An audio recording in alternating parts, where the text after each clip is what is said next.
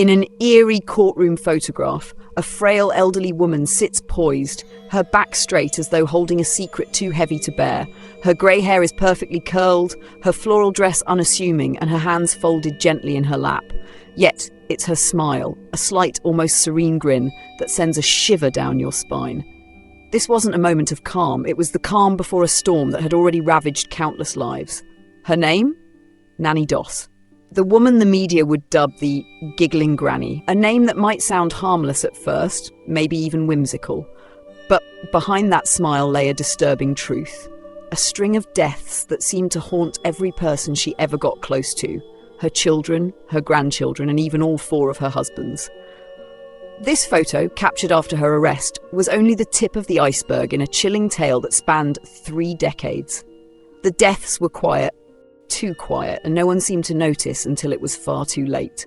It wasn't the loud, violent crime that typically catches attention. No, these were deaths that slipped by unnoticed, like an unspoken truth, lingering in the background of a seemingly normal household. With each passing tragedy, it was the same routine. A cosy kitchen, the soft murmur of her voice, and the unmistakable aroma of home-cooked meals. It was as though death was a regular guest at her table. I stumbled upon this case while diving deep into the stories of female serial killers from the 20th century. At first, it seemed like just another case of a woman driven to poison her spouse, the type of story we've all heard before. Money, revenge, and the promise of escape. But then, as I dug deeper, I saw something unsettling. Names I recognized, repeated, over and over. It wasn't just a husband or 2. This was a pattern, a chain of victims, all linked by one woman. And the strangest part? The timing. Each loss fell like clockwork, spaced perfectly apart. No frantic cries for help, no loud confrontations. Just silence, a slow erosion of life until people were gone, and Nannie was still there, in her apron, stirring the pot, always in the background with a soft voice that made you feel safe, that made you trust her. I replayed the interrogation footage endlessly, each time hoping for some clue, some sign that this was all a misunderstanding. The investigator asked her the one question everyone wanted an answer to. Why? Why did so many people around you die? She didn't flinch, she didn't hesitate.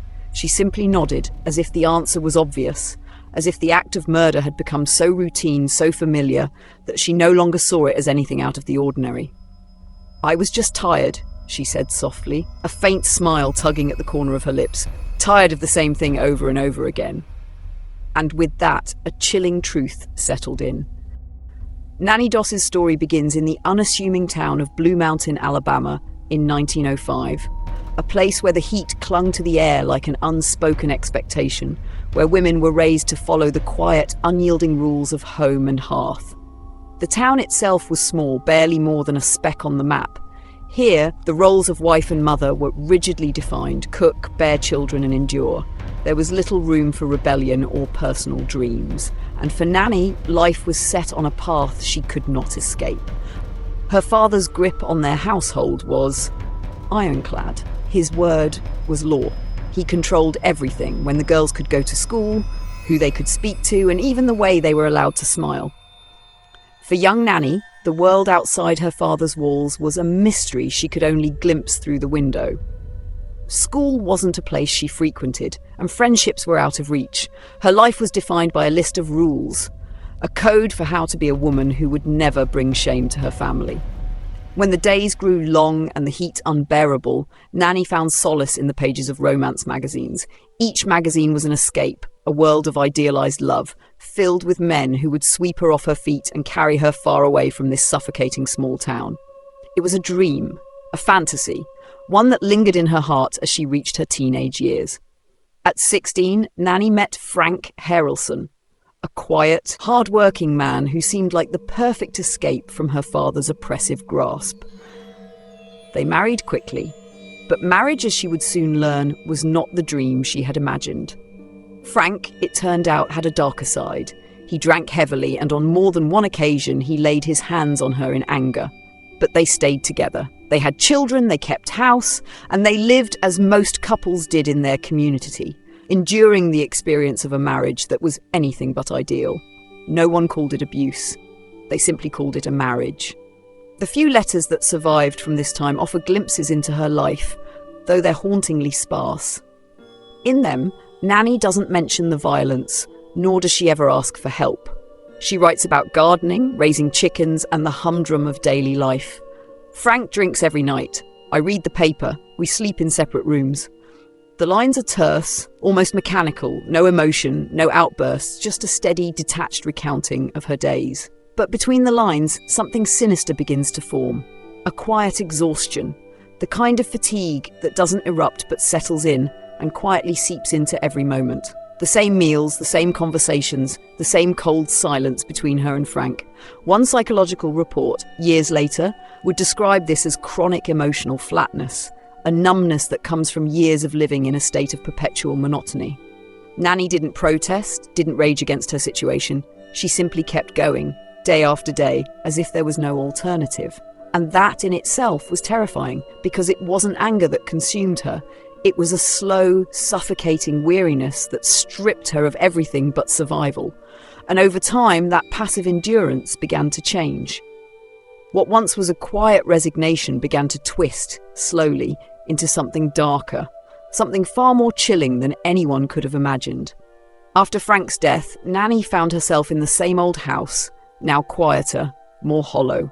The kids had grown up and left, and she was alone with only a few chickens, a small yard, and the crackling voice of the late-night radio that seemed to fill the emptiness. On the outside, she kept up appearances. She still tended to her garden, plucked fresh herbs as though time hadn't shifted beneath her feet, and still brushed her perfectly curled hair in front of the mirror. But behind closed doors, in the pages of journals most would never see, the story of Nannie's life began to take a darker, more isolated turn.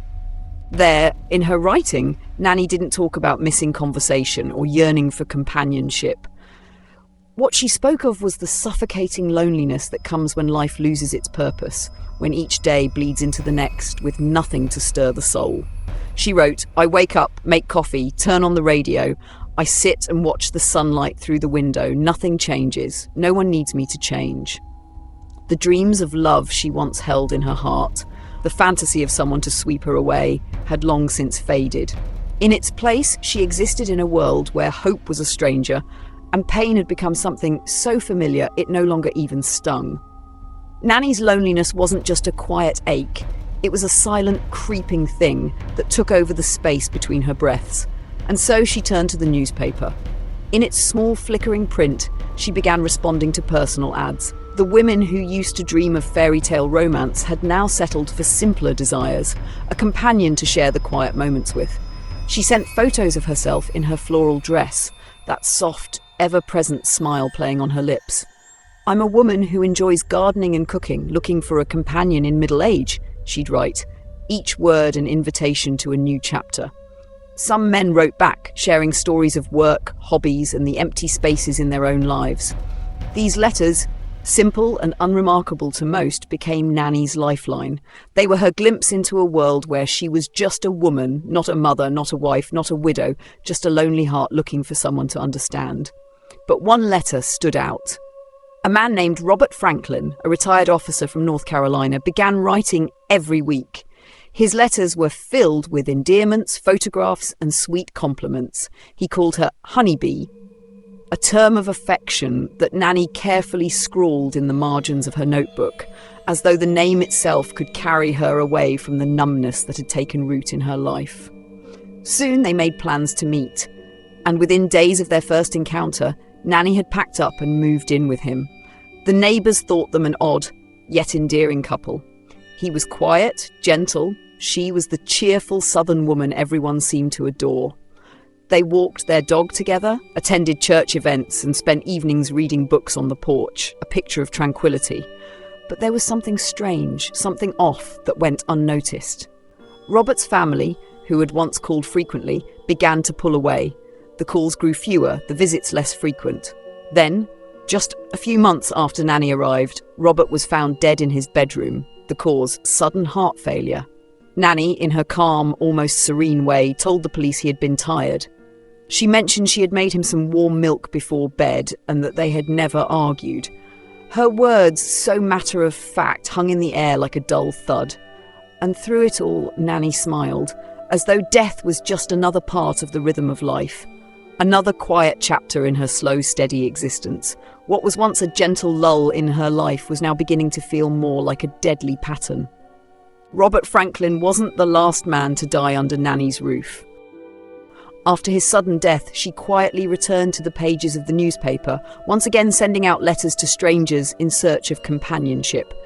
The routine was always the same: a new introduction, a soft smile in an old photograph, a modest description. I enjoy gardening and cooking, seeking a companion in my later years. And in the span of just 2 short years, 3 more men would meet the same fate. Doctors reported their deaths as high blood pressure, stroke, heart failure, all typical causes for elderly men.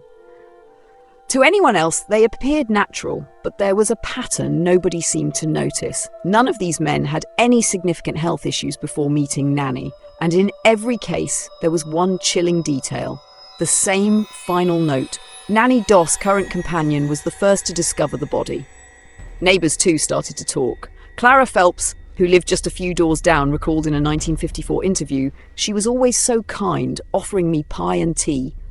But the last time I saw Mr. Sam, it was a Saturday night. He didn't look too well, but I never expected to hear he was gone the next morning." Nannie, ever so calm, just smiled and said, "He must have been too tired." A simple, innocuous explanation that no one questioned. But something didn't sit right with the locals. It didn't take long for the police to begin putting the pieces together. One investigator, flipping through the death reports, jotted down a note in the margin. 5 men dead in 4 years, all living with the same woman. Might be a coincidence, but worth checking. That's when the investigation started to gain traction. When one of the victims' bodies was examined more closely, a toxicology report came back with a shocking result.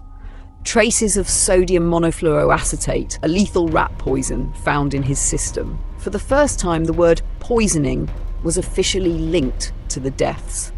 And that's when the media began to take notice. The case, once just a quiet local tragedy, soon became a nationwide sensation. Headlines screamed about the unnerving calmness of the woman suspected of murdering her lovers. They called her the Giggling Granny, a chilling moniker for a woman who appeared almost too serene for the horrors she was connected to. Nannie was brought in for questioning. As she walked into the interrogation room, she carried her small handbag, wearing her signature floral dress and that ever-present, unsettling smile. The investigator, trying to remain professional, began, "We just need to clarify a few details about Mr. Sam's death. Can you walk us through that evening?" Nannie nodded and spoke as though recounting the most mundane of routines. "I made dinner, cleared the table, then warmed up some milk. He drank it and went to bed. The next morning he didn't wake up." There was no panic in her voice, no sorrow, no sign of guilt, just a calm, almost detached recounting of what seemed like an ordinary evening. But this time, they weren't letting her go home. As the investigation deepened, the police began reopening the files of all the deaths tied to Nannie. Neighbours, mail carriers, even the local pharmacist were called in to give testimony. Though no formal charges were filed just yet, suspicion hung in the air like an unspoken truth, slowly seeping into every document, every witness statement. And so the quiet, unsettling pattern of Nannie Doss's life began to unravel, piece by piece. The woman who had once smiled so sweetly behind her apron now stood at the centre of one of the most chilling investigations of her time. One criminal psychologist later wrote something chilling. Nannie Doss's actions weren't the result of a sudden outburst or wild emotions. They were deliberate, calculated moves from a female serial killer who knew how to hide in plain sight, how to wait for the perfect moment, and how to craft a persona that no one would dare question. And right at the centre of it all, there sat Nannie Doss, sitting upright, her soft smile never faltering, as if nothing out of the ordinary had ever occurred. When the truth about Nannie began to emerge, the American public was stunned, not just by the shocking number of victims, but by the cold realization that her crimes had stretched on for years without anyone raising a red flag. She had moved across states, married multiple men, lived with them, cared for them, and then buried them, all without so much as a whisper of suspicion following her. The most terrifying part? It all unfolded in a society that simply couldn't believe that a woman, especially one so gentle, so domestic and so familiar, could ever pose a threat. The investigation uncovered no grand schemes, no prior threats and no explosive confrontations, just a series of deaths that appeared to be as natural as life itself. The silence surrounding each man's passing was perhaps the most disturbing part of all. A criminal psychology expert once observed, "The danger isn't in what catches our attention, it's in what we overlook. It's in the things we assume are ordinary." Nannie Doss didn't fit the profile of a typical killer. She had no criminal past, no lust for power, no signs of obsession. There was no trail of blood or broken promises. What remained constant, however, were the creepy repetitions in her routines, the marriages, the deaths, and that unshakable, unnerving silence surrounding each one. It was the media that nicknamed her the Giggling Granny, a moniker that seemed to strip away any real weight from the horrors tied to her name. The press treated it like a strange, almost laughable anecdote, an absurdity that could never really be true. But behind that sugary smile and that deceptively harmless laugh was something murkier, something unraveling at the edges of a life no one had questioned for far too long. Nannie's life wasn't marked by defiance or rebellion. She wasn't a woman who fought against society's expectations. She quietly lived within them, playing her part. But over the years, the life of silence and obedience she endured eventually became the perfect cover, the perfect mask. What began as conformity slowly transformed into control, and with each passing death, she erased another piece of her life that no longer fit her growing, twisted vision. In one tense courtroom moment, the prosecutor leaned forward, his voice cutting through the silence as he asked, "Did you ever think what you did was wrong?" Nannie's response was soft, almost casual. She smiled faintly, the kind of smile that didn't reach her eyes, and simply said, "None of them ever made me happy." It wasn't an apology. It wasn't an admission of guilt. No, it was something frightening, an answer that hinted at a moral erosion so profound that even Nannie herself could no longer distinguish right from wrong. What she said wasn't the confession of a remorseful killer. It was the detached response of a woman who had long since given up on the boundaries between good and evil. And that was the true horror of it all. It wasn't just the story of a woman who had taken multiple lives. It was a stark reflection of a society so entrenched in appearances, so weary of questioning the norm, that it never thought to look deeper until it was far too late. When the trial finally commenced, Nannie Doss entered the courtroom with the same deliberate, measured steps that had defined her life. Her floral dress, her trademark smile, and that unreadable expression on her face. Everything about her was disarming. To the reporters crowding the back rows, she was a paradox, an elderly woman who looked more like a grandmotherly figure than someone capable of cold-blooded murder. Some scribbled notes furiously, others just watched, hoping to catch a flicker of something that would reveal the true nature of this sweet woman.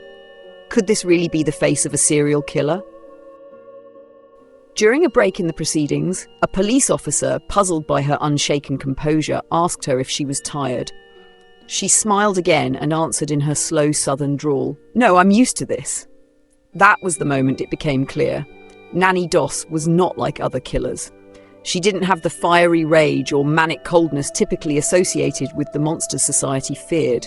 She existed somewhere in the middle, too harmless to trigger alarm bells, too composed to be considered innocent. The true body count of Nannie Doss remains a mystery to this day. Some say it was 4, others claim the number stretches to 11. But by the time the investigations concluded, the number of victims no longer seemed to matter. What haunted the public wasn't the death toll. It was how it all unfolded, quietly, repeatedly, and with the chilling indifference of an entire community. Nannie, the woman they once thought harmless, was sentenced to life in prison without the possibility of parole. She was transferred to a women's facility in Oklahoma, where in a letter to a publisher of the magazine where she had placed personal ads, she wrote, "It's peaceful here. I still enjoy afternoon tea and listening to the radio, just like at home." By then, no one mistook her smile as the innocent expression it had once seemed. No, now it was something else entirely. I sat late one evening, poring over the case files for the last time. In those grainy black and white photos, Nannie always sat with her back straight, hands folded neatly in her lap, a faint, inscrutable smile on her lips. It wasn't boastful, it wasn't sorrowful, it was something hard to define, as if even she didn't know which role she was playing anymore. A southern housewife, a gentle companion, a female serial killer. And in all those roles there was no crack, no sign of the mask slipping. She was seamless, smooth, like a carefully applied layer of makeup that concealed the truth beneath. Some killers are driven by hatred, others are fueled by greed or a thirst for power. But Nannie Doss? Analysts agree she didn't fit into any of these categories. Her motives didn't stem from rage, she wasn't seeking dominance over others. What drove her wasn't hunger, it was exhaustion. A quiet, suffocating despair that had festered for years. The deaths she caused weren't loud, dramatic events. There's a line in one of the criminal psychology reports that stuck with me, written in faded blue ink. When a society teaches a woman that her existence means service, sometimes the cost of that silence is someone else's life. That line echoed in my mind as I tried to understand the depths of Nannie's actions. She wasn't the product of some biological flaw.